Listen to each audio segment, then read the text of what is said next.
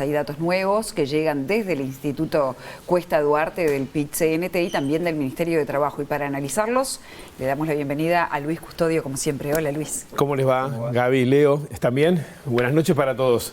Sí, en la semana pasada hablábamos de ingresos y dentro de esos ingresos los salarios como uno de sus componentes más importantes. Hoy vamos a hablar específicamente de salarios a partir de la información nueva. El Ministerio de Trabajo y Seguridad Social dio a conocer ayer un estudio sobre la evolución de los salarios que refleja en qué nivel se perdieron ingresos salariales durante los 2 últimos años a julio de 2022.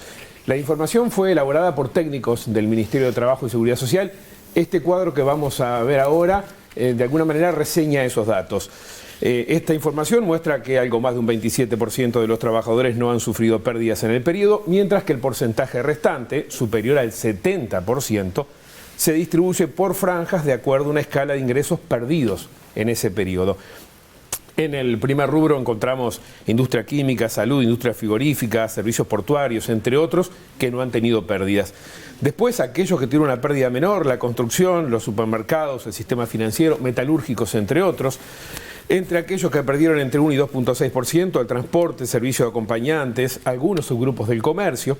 El siguiente, el que pierde entre 2.6 y 4% que vemos allí, transporte, la enseñanza en general, los medios de comunicación, y las pérdidas mayores, a 4%, hoteles, restaurantes, cafés, bares, aeropuertos, clubes deportivos, free shops, entre otros.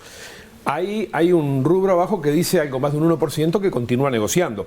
Son aquellos que participaron de las rondas puente, sectores en problemas, que tendrán Consejo Superior Tripartito. Está convocado para la semana que viene, seguramente sea el lunes, y a partir de ahí van a comenzar las negociaciones. Hay algunos sectores más, está la salud privada también, hablamos de unos cuantos miles de trabajadores en ese rubro.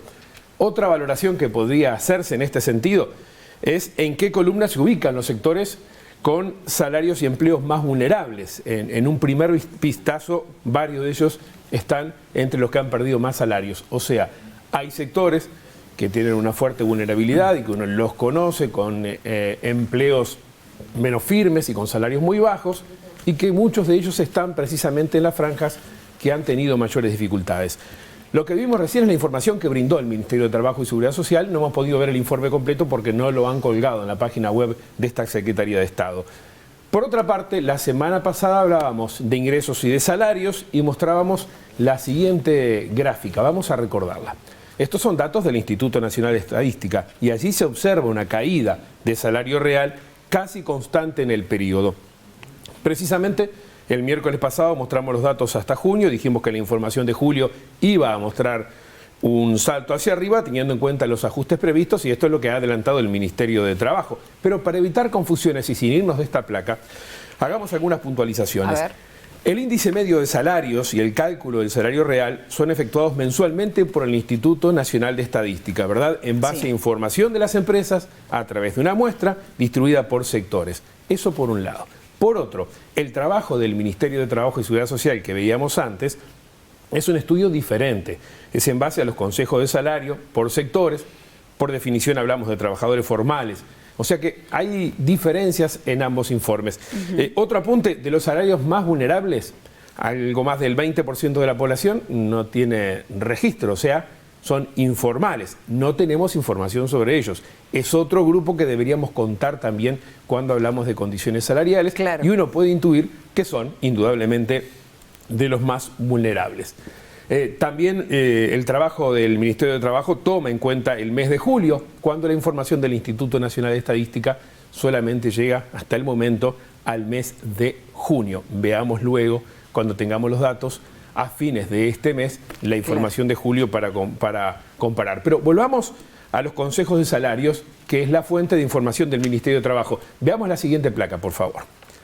Los incrementos en julio, más allá de detalles que corresponden a cada sector, hay diferencias, en términos generales se basan en estos parámetros que vemos acá.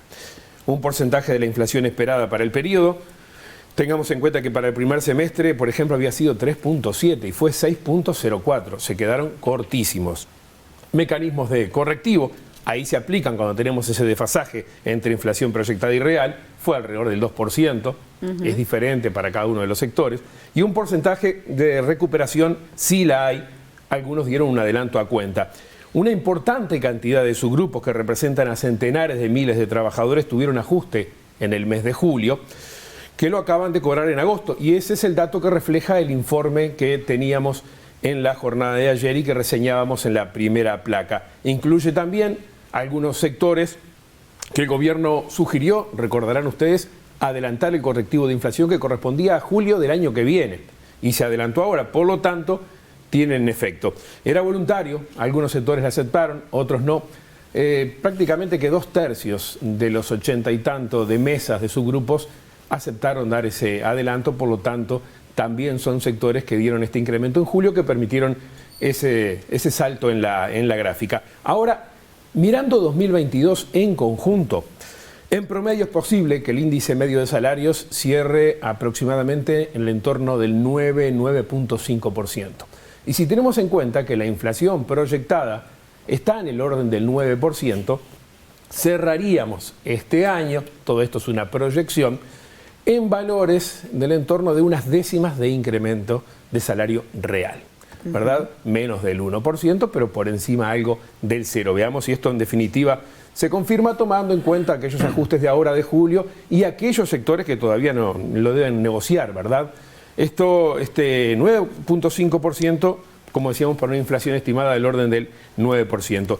Esto no se contradice con lo que informa el Ministerio de Trabajo y Seguridad Social, sino que es en promedio. Estamos hablando números del Instituto Nacional de Estadística, trabajo hecho por el Ministerio de Trabajo y Seguridad Social, no se contraponen, hay datos valiosos en ambos, pero son bases de análisis diferentes. ¿Qué pasa en términos de recuperación? Bueno, una aclaración que es conveniente realizar, y vamos a ver una gráfica en la que podemos apoyarnos para esto, porque creo que acá hay un dato que es importante. Cuando se hace referencia, y lo escuchamos todos los días, a recuperación, a una recuperación de lo perdido al final del periodo, como ha planteado el gobierno en más de una oportunidad, significa recuperar el nivel, o sea, ajustado por IPC, que deberían tener los salarios en relación al periodo previo a la pandemia o el inicio de la actual administración, para recuperar el nivel. Eso no significa recuperar lo perdido. Claro, son dos cosas distintas. Con los 4 años que claro, toda esa zona pintada de oscuro allí en la gráfica que podemos observar ahora, imaginándonos lo que hubiera sido un mantenimiento de salarios durante todo el periodo, son ingresos que no llegaron, no se recuperan porque los ajustes no son retroactivos. Claro. Por tanto, tienen parte de razón cuando los trabajadores reclaman sobre lo que se perdió, cierto bienestar que podían haber logrado en esos meses que van por detrás de la inflación, y también tiene parte de razón el gobierno cuando habla de recuperar el nivel de los salarios. Esto es para tenerlo en cuenta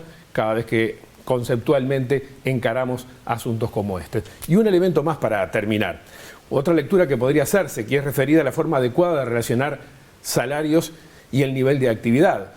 Todos los días escuchamos hablar a propósito de la economía crece tanto y los salarios crecen menos. Bueno, sería más indicado, y la literatura económica apunta a esto, a que cuando hablamos de crecimiento económico, Producto Interno Bruto, no lo relacionemos directamente con salarios solamente, sino que pensemos en la masa salarial. Esto es salarios y empleo. Y de ahí surgen datos interesantes también, pero los dejamos para otra entrega, si les parece. ¿Sí? Muy interesante, gracias Luis.